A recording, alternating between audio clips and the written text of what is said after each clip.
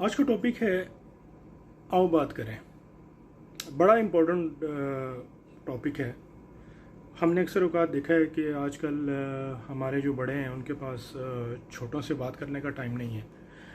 अमीर जो है वो गरीब से बात करना पसंद नहीं करता, और कामयाब जो है वो अपना काम से बात करना पसंद नहीं करता। छोटी सी मिसाल दे देता हूँ। अगर किसी घर वालों के ऊपर बहुत सारा कर्ज़ा हो, माली हालात बहुत कमज़ोर चल रहे हों, और अगर उसी दौरान उन घर वालों की आपस में बनती ना हो, वो आपस में बात करना पसंद नहीं करते हों, तो आप क्या समझते हैं कि वो जो घर है वो कैसे अपने आप को माली मुश्किलात से निकाल पाएगा, या अपने ऊपर जो बैरूनी कर्ज़ा है उसको कैसे उतार पाएगा?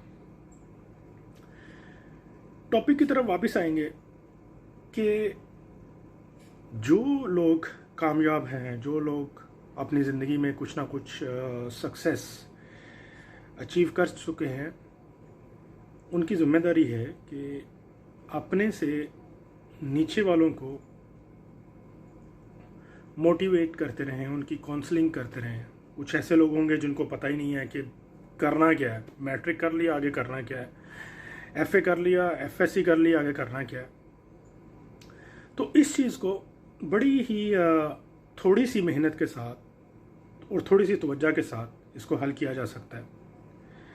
मिसाल के तौर पे अगर आप किसी नाई की दुकान पे बाल कटवाने गए हैं, आप उससे बात करें, उसके हालात क्या चल रहे हैं। आप कहीं पे सफ़र कर रहे हैं, आपके साथ सीट पे कोई बंदा बैठ चुका है, आप देख रहे हैं कि उसके माली हालात ठीक नहीं है, आप उससे बात करें। हो सकता है आप उसको अपने तजर्बे की रोशनी में कुछ ऐसी नसीहत, कुछ ऐसी एडवाइस कर सकें कि जिससे उसके पूरे ख़ानदान का फ़ायदा हो सके।